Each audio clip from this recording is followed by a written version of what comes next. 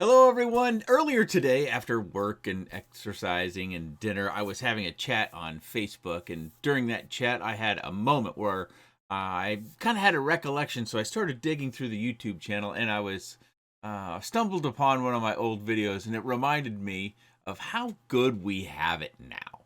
And I just thought I would take a moment and I would share it with you. And hopefully, those of you that have been around back when we saw this video will have a fond remembrance and it'll bring a smile to your face as well. And for those of you that weren't back then, you can appreciate where we're at now. Well, we can all appreciate where we're at now. But let's take a look at what we've got. So this is the Swirly by Wonderworks. And this was published 9 years ago. So long ago. 252 comments. This is peak of what, 2017, something like that. And anyways, we'll get into it, but this, as you can see now, it brings a smile to my face. Very fond memories. Our micros were kind of a really highly niche area back then. Companies weren't really into it at all. Matter of fact, I think, who was it that made the Mosquito 70? Furious FPV. They were like the first company that started really paying attention to micros. I think Newbie Drone did a little bit, maybe more than I remember, but it just was a niche and not a lot of companies were looking at micros. And this is like when we started to get into brushless, although we didn't have very many brushless motors in the micro size. But let's check it out real quick. Hello everybody and welcome back to the channel. This is the Swirly from Wonderworks. Look at that video quality. The house hasn't actually changed that much. I mean, yeah, the table's different. Those lamps, the notorious lamps and the couch, they're the same from 9 years ago. Some rugs and furniture have moved around probably. Rugs probably been replaced. But look at how I'm kind of bobbling left and right. I think that's something else that I took from this video was kind of my progression in flight. The kid that we have over there, that's our youngest. She's now 16 and full-time driving all of ourselves. She doesn't hardly need us around anymore. But, I mean, this is no OSD. 41.4 grams. It's 64 millimeters. Just like this. This is back when I was just the talking hands. We didn't have this sort of connection between us. That was something else that I guess I'd just kind of forgotten about. This is what it looks like in my hand. This is what it looks like next to the tiny hoop. I'm using 1103 10,000. 1103 motors. Those were the original, smallest brushless motors that we had. We didn't have 0602s and 0702s and 0802s. 1103. KV pink motors. Cut down. Oh, and look at that stack. This is before all-in-ones. I'm not sure if this is a 20 by 20 or a 16 by 16 because there was a 16 by 16 stack, but I can't remember for certain. But anyways, on Hubsan tri-blades, 6 amp. Oh yeah, Hubsan tri-blades. So that was Hubsan was like a toy quad. You'd call it a toy. I had those too. They're lots of fun. That's how I kind of got started with the SEMA X5C. But we didn't have props natively that would fit. So you had to cut the props off, and it was kind of a process. We actually had things that, the 3D prints that people were making to help assist in cutting them off to make sure you got them right. So this is back when you really had to DIY a lot of things for micros. Horn 1 Racer Star ESC, Emax Femto F3 flight controller. I just said it there, the Emax Femto. That I wouldn't have known. I didn't watch this all the way through, and we won't watch it all the way through either. I just wanted to hit some of the things. CM275T. I have tried the QX70 tri-blades, the Racer Star cut-down blades. I have been flying almost exclusively. Oh, mylipo.de. That was a company you had to order. Dr.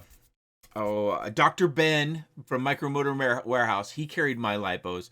They were really good micro motors batteries back in the day. They don't really compete so well anymore, and I at one point bought a really big batch of my lipo batteries and had to have them shipped. And I think it was like a $300 order, and it was a box that wasn't that big, but this was many years ago now. But yeah, I used to fly those batteries all the time. They were the best micro batteries we had. Exclusively with my lipo batteries. Again, no OSD on this.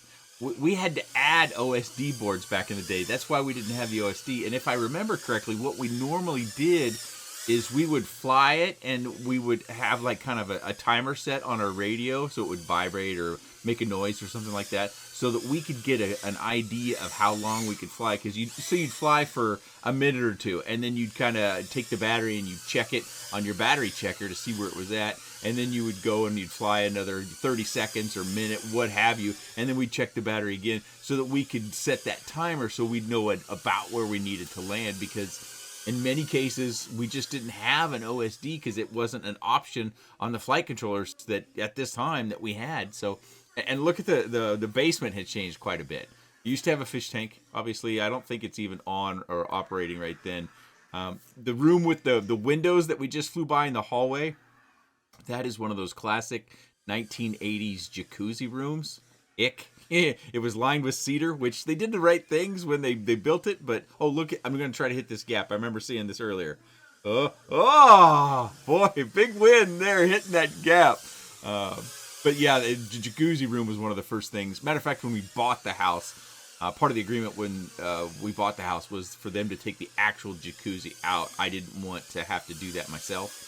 They left behind the equipment for the water pump and the heater, which is fine. I guess I wasn't that explicit on the agreement. But, yeah, that went away right away.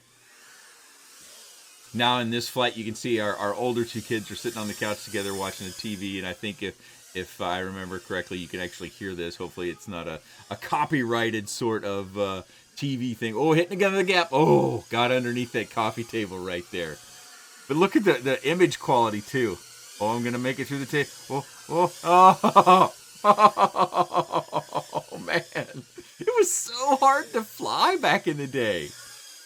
Man, I'm just wobbling all over the place in this flight. I'm just holding on. Oh, don't crash. Don't crash. Oh, another crash. Look at this.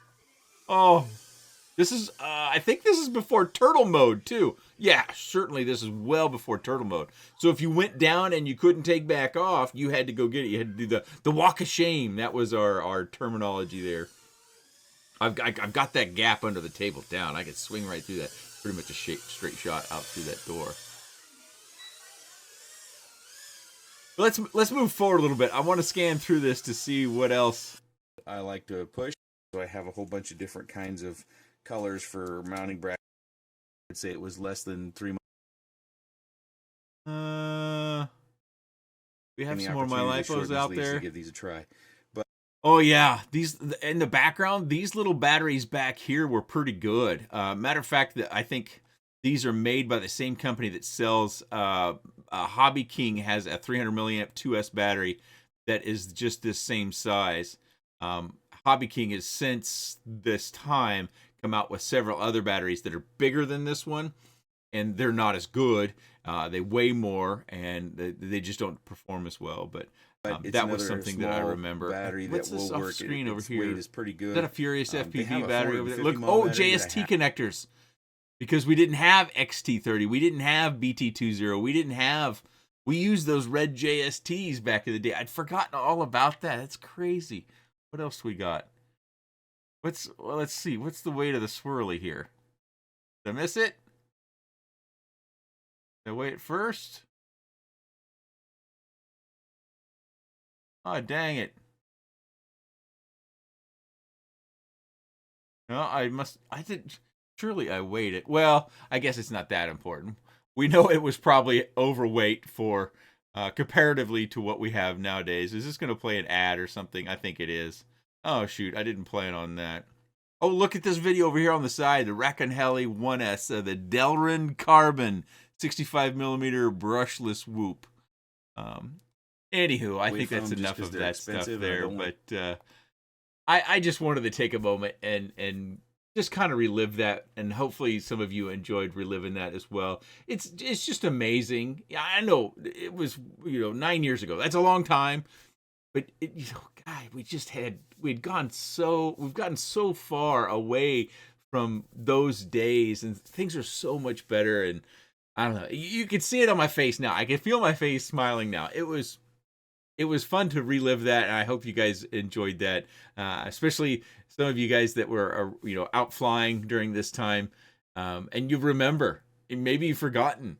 The flying was really, really, really kind of a challenge, and that was kind of the thing that when you didn't crash, you had victory. It didn't matter how sloppy you looked, you didn't crash. Yay! Anyways, I just thought I would take a moment and kind of go through this with you, and hopefully some of you enjoyed it. If you guys enjoy it, please let me know down in the comment section. I doubt I would ever do something like this again. It's the first time I think I've ever done this, but if there are other old videos that you would like me to revisit, I can certainly do that if that's of interest to enough of you, I suppose. All right, I hope everyone's having a good day, good evening, good morning, good afternoon. Let me know down in the comments section if you like this sort of thing, and we'll see you in the next video.